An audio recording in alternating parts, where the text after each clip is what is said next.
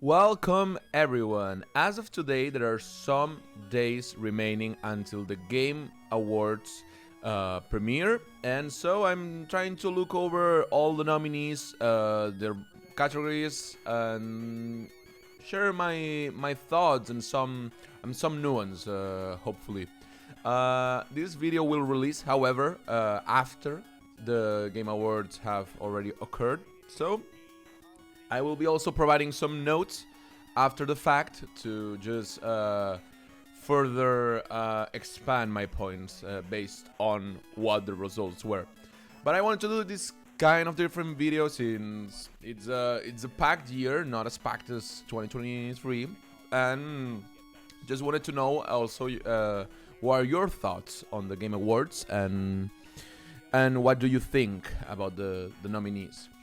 So first and foremost, we're going to go with the two categories that I don't want to say they are not that important, but certainly the most anticipated game. It's a weird category. It's a category that wouldn't be like understandable in any other media whatsoever. Like, can you imagine like a most anticipated album or a most anticipated film? It is really weird that we have this. It speaks a lot about the nature of the video game industry and the hype train and everything else. But since we already are commenting on the matter, I do think that Grand Theft Auto 6 is the only one that makes sense. It's perhaps the most anticipated game in history.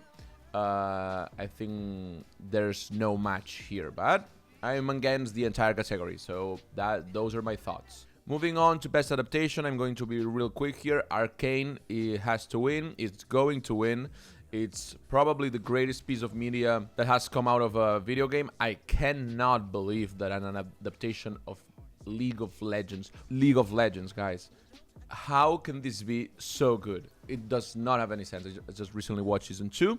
I cried a lot of times. It was amazing. Moving on to best multiplayer, perhaps a weird category since I think that it comes down to a lot of tiny details. As it's not it's really difficult to revamp like a multiplayer. Like Helldivers 2 and Warhammer 40k have similar stylish multiplayers. Call of Duty Black Ops 6 is the same as ever. Tekken 8 is a multiplayer fighting game, so it's a really weird category. I would say that Helldivers 2 or Warhammer 40k have perhaps better chances to get the trophy. But in recent light of events, based on current trends, I think that perhaps it's a 40k on this one. But I'm not sure. Best sports racing category, I have not played any of these games whatsoever. It is really sad that all of them have a yearly the year in the title, like F1 24, EA Sports 25, NBA 2K 25, Top Spin 2K 25, WWE 20K 24. It speaks a lot about how the sports racing category operates, like these yearly franchises with no innovation whatsoever, just save cashbacks for executives at Electronic Arts and and 2K. But yeah, I'm not going to say anything about the games themselves because I haven't played them. But I do wish for better sport games and something more unique, like Steep, for example, like some Need for Speed that pulls on a concept rather than a yearly franchise. And I don't know, yeah, we could have a single EA Sports FC and have updates and everything, but it wouldn't give more money to the execs. So yeah, unfortunately, I think that we're getting all of these games back in for the next year. Okay, we're starting to get some heat. Best sim strategy game. I have not played all of them. Manor Lord is it's an early game. I think that or early access. Sorry, not an early game. I do think that should disqualify you, perhaps, of being eligible to the Game Awards. Perhaps that's a hot take. I don't think so. Unicorn Overlord, never had heard of it. I just have played Age of Mythology Retold and Frostpunk 2, which I think the latter is the one who deserves it, based on the different mechanics that the game provides. I've played it. I think it's a different experience rather than the first one, but I think it's really unique in how you approach the sim strategy in real time, combined with the city building and everything. I don't know. I find that it's string a peculiar chord. Frostpunk, the original one, and Frostpunk 2 as well. Moving on to Best Family, also a really weird category. I just think that perhaps just Super Mario Party Jamboree, it's the one who could apply to this category, because the other ones are just like fun, all age games, but they are not like meant to be played in a living room with your family or your friends or whatever. Like they are like cute single player games that anyone could play, but I again, what a weird category. Like could you imagine in the Oscars like a best family film, like a film, like, I don't know, for anyone to watch, like an all ages allowed film. It's, I don't know, it's a weird concept, but yeah, Super Mario Party Jamboree, it's the one closer to the definition of the category, and so I think it deserves the prize. Best fighting game, honestly I haven't played any of them whatsoever. I really find it funny that Multiversus is here. It's funny how like fighting games like have like 3 ways of operating, and honestly I couldn't care less. I'm sorry, I couldn't care less about fighting games. It's not my cup of tea unless it's Super Smash Bros. Best RPG. Now here's some interesting things. First of all, Elden Ring Shadow of the Erdtree is nominated for this category. It's also nominated for other categories as well, but the interesting part is that it's a DLC, an expansion, and so the debate has sparked. Should DLCs be able to be eligible for the Game Awards category? There's a lot of arguments in favor, a lot of arguments against it, and I have to personally side with the ones against it. I do think that this is not eligible to the Game Awards. There should be a specific category for DLCs, expansions, and that is where you should belong, Shadow of the Erdtree. Why? Because, again, thinking about other type of ceremonies giving awards to the art industry in general, like if you do a director's cut of a film, it shouldn't be eligible for the Oscars that year, for example, or the Emmys, or the Grammys with the albums. Like Tyler the Creator's estate sale, although a magnificent album, should not be eligible for Best Album of the Year. Call Me If You Get Lost should get Best Album of the Year, not that one, because again, half of the tracks were already there in 2021. So yeah, that's what I think about Shadow of the Erdtree. Same happens with Final Fantasy VII Rebirth, and this is also an interesting debate. Should remakes be eligible to Game of the Year or to the Game of the Year categories? Again, there's a lot of people with arguments in favor, some of them really valid, and lots of people that are against it, including myself, because I do think that remakes should have their own category. Even if they are really good, like even if they change a lot, like a lot of it, there's a reason why there's like Best Original Screenplay and Best Adapted Screenplay. Like, even if you change it, like dramatically change it, radically change it, you are basing your story on a previous work, and so you have like not an unfair advantage, but it's a different different piece of art in that regard. So I do think those should be excluded. And then we have Metaphor Fantasio, Like a Dragon, Dragon's Dogma 2. I haven't played them, unfortunately. I want to really play Like a Dragon, so I'm not sure who's gonna take it, but just wanted to talk real quick about Shadow of the Erdtree and Rebirth, as we will see them in other categories, and my thoughts will be exactly the same. Best Action Adventure has Astrobot, Prince of Persia, Silent Hill 2 Remake, which should also be out because of the reasoning that I provided earlier. Star Wars Outlaws, which is outrageous that it's nominated because it's so bad. And The Legend of Zelda Echoes of Wisdom. Now, this should either be going to Astrobot, which I think was like really a breath of fresh air, which I think it's the type of games that should be rewarded in the Game Awards. Prince of Persia was as well. It was like, damn, it's the first good game Ubisoft has given us in the last 5 years, perhaps. And The Legend of Zelda Echoes of Wisdom, it's classic Toon Link, Toon Link Zelda in this case, vibe of Nintendo, which will always get nominated, but I don't know if it's enough to deserve the award.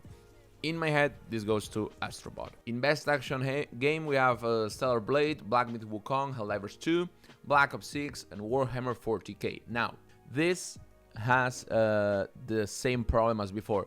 Every single time Helldivers 2 and Warhammer 40k Space Marine 2 are in the same category as nominees, I feel like people will tend to favor Warhammer 40k because it's more recent. Helldivers 2 had a spectacular burst of popularity when it released, but then it dried out a little bit, and so people were really angry sometimes, people were really happy at other ones, and so it has like mixed reactions because it's been out there for longer. And so I think that if it should come to a tie with these two, I think that the Warhammer is the one who should come out in favor. However, ignoring completely Stellar Blade and Call of Duty Black Ops 6, I do think that Black Myth: Wukong has a lot of tickets on this lottery. And that's mainly because it's the most different out here. The other ones are shooters, looter shooters. Well, Stellar Blade, it's its own thing. Like I'm ignoring it. Okay, I'm not looking at it. But yeah, I do think that it's either on Black Myth: Wukong or Warhammer 40k, just because of that tie situation I previously commented on. Which also talks a lot about how these awards get influenced by the time of release. Once again, like releasing in the earliest part of the year, especially with these new service stream-like games, makes it very difficult to judge the impact of your game and the good parts of your game if you are constantly bombarding it with updates. Like, how should we judge it? Should we judge the original release and how further has it come from there? Should we judge the product in its current state at the day of the boats? Well, there's different opinions on that, and I think it's really difficult, and that's why there's one category that I actually think it's really interesting, that it's like ongoing service. We're gonna skip Best VR because I don't have a VR set. It's really expensive, so it's like it's a category for really tiny group of people. Best mobile game. Okay, now here will begin a trend that you will notice for the rest of the video, and it's that everything that has Balatro on it, I'm going full in Balatro. Okay, I'm totally biased, but I'm sorry. All the other mobile games are casinos, basically. Even you, Pokemon trading card game Pocket. So casinos are not fun unless it's Balatro, which is the fun casino, because you get to actually play poker and other stuff, but you don't have to pay your money just once to buy the game, how it should be. And so Balatro deserves this because it's the one that has the most game on it. Best debut indie game. I do think I love Animal Well. I do love it, but I have to give it to Balatro.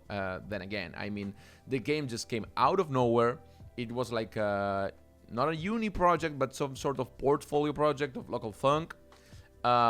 It just took everyone by surprise. It sold a gazillion of copies, and it started collabing with like household franchises such as Cyberpunk, Among Us, The Binding of Isaac, The Witcher. It was crazy. And so I do think that Balatro is the best debut indie game. Like, what else can you ask as an indie developer to have the success that Balatro has had? In best indie game, I do have some sort of the same thoughts. I do think Animal Well is an excellent game. An excellent game. It should rival Balatro. And I also heard that Lorelei and the Laser Eyes has really interesting puzzles. I want to play that for sure. And Niva, it's it's of the creators of Grease, which is a wonderful game, and this looks just as stunning. However, as I have previously said, Balatro has already within like a single year, I could even say 6 months perhaps, it has already sparked copycat games like Ballooner, the one that you play blackjack on it. Like, how influential can your idea be if you release a game and everyone suddenly says, wow, how has this thing not been a thing earlier? Let's do Balatro styled games. Well, I think that deserves an award for sure, and that's why I'm sticking with Balatro. Best community support is the one that I was talking about earlier. I think it's a category that makes sense in the video game industry. I do think that they will probably give it to No Man's Sky because they are on update like 32 or something like that. But I think that Baldur's Gate 3 should not be overlooked. They've done tons of updates. They have the mod support for the community, and the game is fundamentally greater game than before, and you can play it and you can replay it now even more and pour in thousands of hours thanks to the mod support, which has been huge. And so this year perhaps we could get a Baldur's Gate 3 award for this category. Best ongoing, also a category that makes sense within the video game industry. I do think that Fortnite has like the same realm like League of Legends in best competitive esports game. It's so far beyond the rest that you have to give it to them like every single year. I'm sorry, like I'm not saying that the other games aren't doing like cooler things than Fortnite. I myself haven't played Fortnite since the release of its Battle Royale mode back in, I don't know, 2014. No, not 2014, 2016, 2017, I don't know, something like that. However, the amount of content, updates, cinematics, concerts, in media, weird crossovers, like it's insane. It's insane. It comes at the cost of the burning employees at Epic Games out every single week. But nevertheless, the accomplishments are there. I wished Epic Games would treat their employees better and give updates like more far apart and not have this like toxic work environment that allegedly, I have to say allegedly because if not my lawyer slaps me in the face, it provides a toxic environment that it's not good for the workers, and I will always support the workers who make art and the ones who not. Games for impact. Okay, this is a weird way to phrase the category for games with a social message.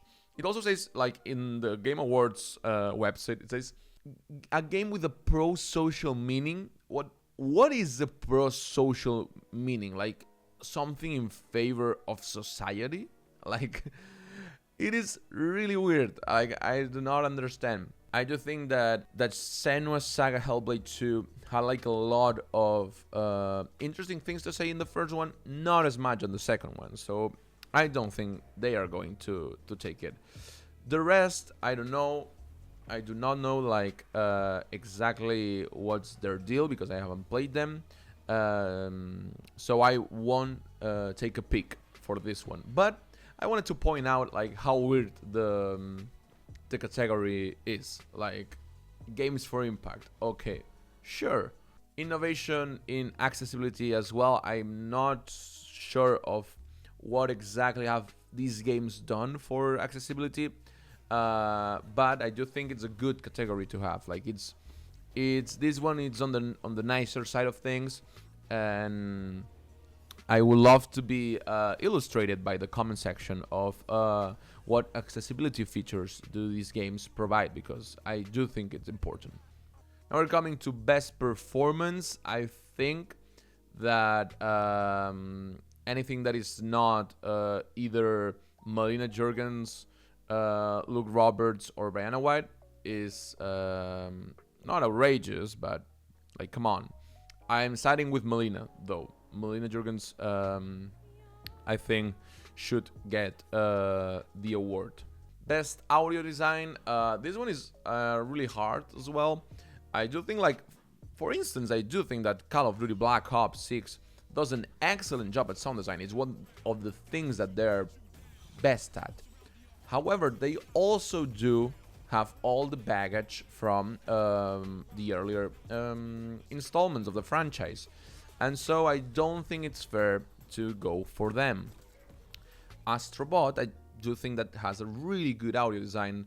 Silent Hill 2 is a remake, so you know, I've explained it before, and the same happens with Final Fantasy Rebirth. Senua's Saga, Hellblade 2, while really good, not as impactful as the first one, and so that's why I would pick Astrobot. I do think it's a game that also took everyone by surprise, not in the same way as Balatro, but it has a really good audio design.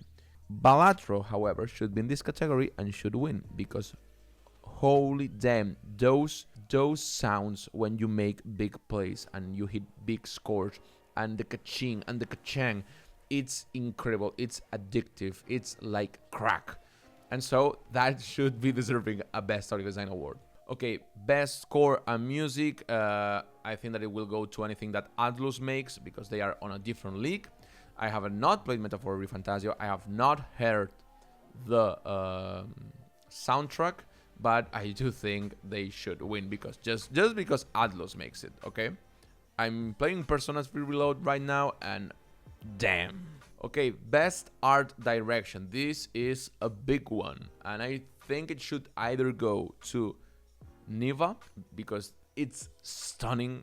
I mean, damn. It should also go perhaps to Astrobot, because I think that their Super Mario Galaxy styled game, it's really nice, and it also has like revalued Astrobot as a like company mascot, we could say. So it is also interesting to give it to them. Metaphor ReFantazio is like average anime RPG stuff. I do think that Atlus does a really good job with the art direction, and I'm not like downplaying them, but yeah, I do think it's really good. Blank Mythic Wukong, also a good contender, but not as strong as the first two I commented on, and Shadow of the Earth 3 belongs in the DLC category, not this one. However, it does have stunning art direction. But you know my opinion, you know why it shouldn't be here. Let's move on. Best narrative is also a difficult one. This category, for me, it's not a comfortable one, because like Silent Hill 2, Final Fantasy 7 Rebirth should not be here. Senua's Saga, Hellblade 2, although really good, comes from a previous installment as well. Like a Dragon Infinite Wealth, more of the same. The only one that it's truly an original story, let's say, not an original story, but you get me. It's Metaphor ReFantazio, but I haven't played it, so I do not have a clear opinion on this. I'm not saying that if you do like a sequel or an expansion or a spin-off or whatever, it shouldn't have like an eligibility to best narrative. However, I do think it distracts points a little bit.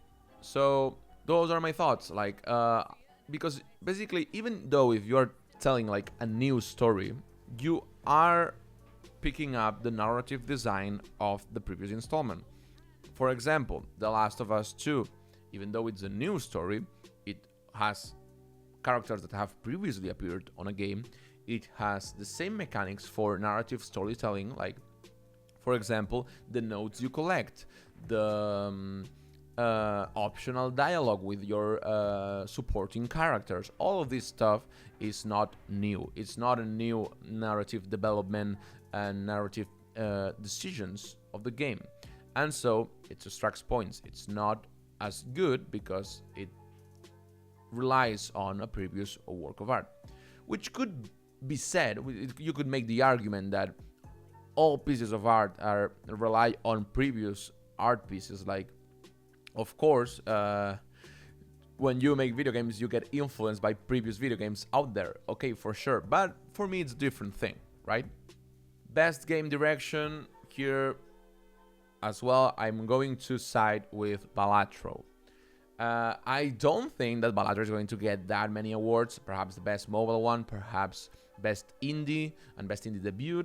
But I do think it deserves it because, in my opinion, it's an outstanding creative vision and innovation in game direction because it has sparked a lot of copycats within 6 months. It is a genre that honestly didn't have anything like sort of like with the same style. You could argue that Slay the Spire is also like a deck building game, blah blah blah blah blah blah. It's not the same. For me, Balatro is a game really, really fresh and really creative on how it played on card games to do a deck building thing. And the biggest evidence of that is that if you have to explain to someone what Balatro is, you cannot do it with like 5 words. Deck building roguelike card playing game. Okay, sure, that you can make that description, but it does not accurately depict the game. And finally, we get to Game of the Year. The biggest category, the golden prize for video games, the one that gets everyone on their toes. Let's look at everyone on the table right now. Okay, first of all, Final Fantasy VII Rebirth. I'm sorry, you should not be here because you are a remake. Same happens for Elden Ring Shadow of the Erdtree. You are a DLC. You should not belong in this category. But wait, Wild Rush, they are so good. They are really... I'm not saying they are not good. I'm saying just that based on principles, they shouldn't be here. So I'm not going to count them. I'm sorry. Myth of War Fantasio, I haven't played. I'm not sure of how good it is, but I'm not sensing that it will take the award home, to be honest. For me, it does not have the same charisma as Shin Megami Tensei or Persona, but perhaps I'm missing on a hidden gem.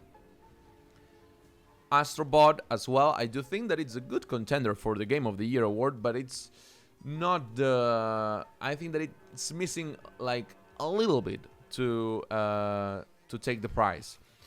It is a really fun game. It came with a breath of fresh air, with a breath of fresh air, and it had a lot of style. It was like a homage to PlayStation and like all the PlayStation gang has accomplished, let's say. It had like really cool little ideas here and there, and it was a good platformer.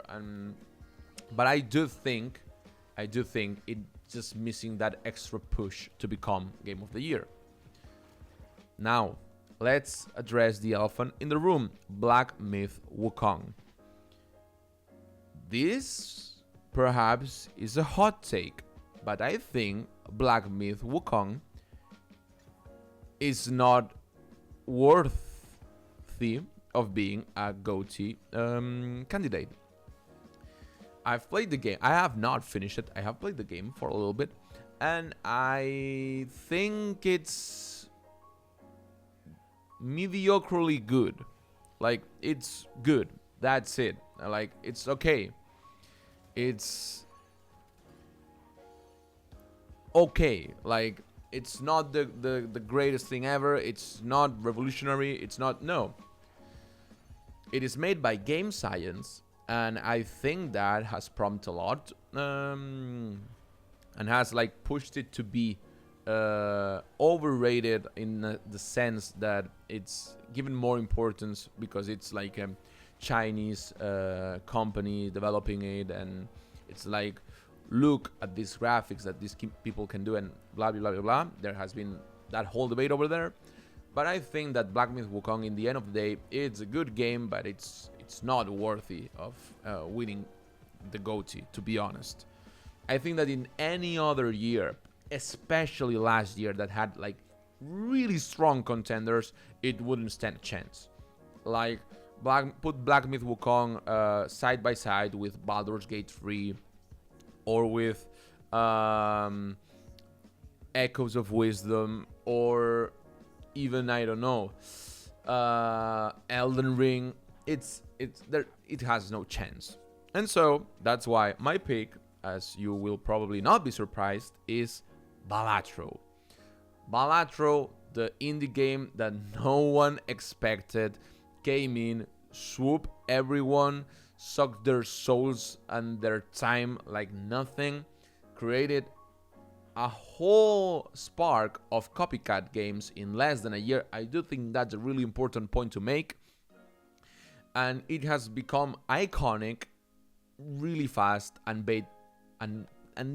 just made by a single guy. Like, that's so impressive. And I do think that the game of the year frequently awards, and it should award games that do what Balatro has done, to be really innovative, capture everyone by surprise, suck everyone into the game and its mechanics, and just be stunning on every single department. Balatro is a perfect game, in my opinion. Perhaps you like another one better, but it is a game that has like the greatest audio that game can have, like the sounds, the design of the cards, the mechanics, the creative vision. I wouldn't subtract anything of Balatro. The only thing you can complain about Balatro is that it does not have more challenges, more jokers, more decks. But as how it came out, it was perfect. And so those are my thoughts. I will be providing in the comment section further nuance once the Game Awards have already occurred and I have reflected on it. But I just wanted to do this weirdly different video. I know it's not the usual we do on this channel, but I thought it would be important to comment on the nominees, and it is also a nice talk about how the state of the game industry is at every single year. And so I hope you liked it. I hope to hear your thoughts about which categories you like, which categories you don't, and basically what games you think should have been over here, if there's one that you think is missing. What do you think about DLCs being eligible, remakes being eligible, and all of that? I will be listening and reading to you closely. And as always, until we meet again.